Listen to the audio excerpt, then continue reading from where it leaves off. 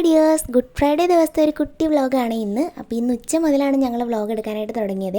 ഇപ്പോൾ ഈ റെഡി ആയിക്കൊണ്ടിരിക്കുന്നത് പള്ളിയിൽ നേർച്ചക്കഞ്ഞി കുടിക്കാനായിട്ട് പോവുകയാണ്. ചിലർ ചോദിക്കുക നിങ്ങളെപ്പോഴും ഒരേ കളർ ഡ്രസ്സാണല്ലോ എന്നൊക്കെ. ഞങ്ങൾക്ക് ഇഷ്ടമാണ് അങ്ങനെ ഇടാനായിട്ട്. അതുകൊണ്ടാണ് ചേട്ടയാണെന്നുണ്ടെങ്കിൽ എൻ്റെ തലയിലിടുന്ന സ്കാർഫൊക്കെ എടുത്തിട്ടിട്ട് ഓരോ വേഷം കെട്ടൊക്കെ കാണിച്ചുകൊണ്ടിരിക്കുകയാണ് ഇവിടെ.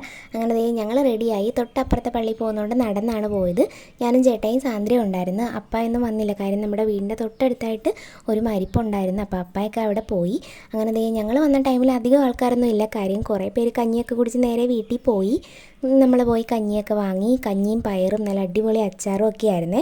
പിന്നെ നമ്മളൊരു പാത്രം കൊണ്ടുപോയായിരുന്നു. അപ്പായൊന്നും വരാത്തത് കാരണം നേർച്ചക്കഞ്ഞിയല്ലേ, അവർക്കും കൂടെ കുറച്ച് വാങ്ങിക്കൊണ്ട് പോകാമെന്ന് കരുതിയിട്ട് നേർച്ചക്കഞ്ഞി കുറച്ച് വീട്ടിലേക്ക് വാങ്ങി. നമ്മളതേ കഞ്ഞിയൊക്കെ കുടിച്ചിട്ട് പിന്നെ കുറച്ച് സമയം പള്ളിക്കകത്തൊക്കെ കയറിയിരുന്നു. അവിടെയാണെന്നുണ്ടെങ്കിൽ അതേ കർത്താവിനെ ഒരുക്കി കിടത്തിയിട്ടുണ്ടായിരുന്നു.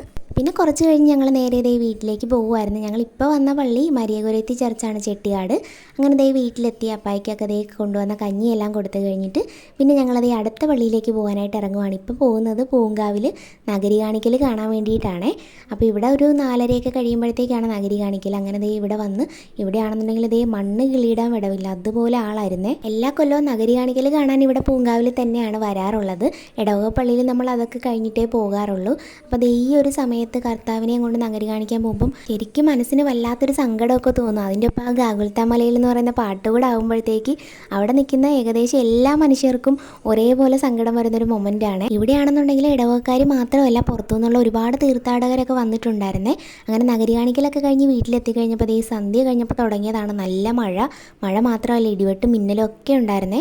ഒരു 8 മണിയൊക്കെ കഴിഞ്ഞപ്പോൾ മഴയൊക്കെ അത്യാവശ്യം ഒതുങ്ങിയപ്പോഴത്തേക്ക് ഞങ്ങളതേ അടുത്ത പള്ളിയിലേക്ക് പോവുകയാണ്. ചേട്ടായിയുടെ ഇടവക പള്ളിയിലേക്കാണ് പോകുന്നത്, കാട്ടൂർ. അവിടെ ചേട്ടായിക്ക് ഉരുളി നേർച്ചയുണ്ട്.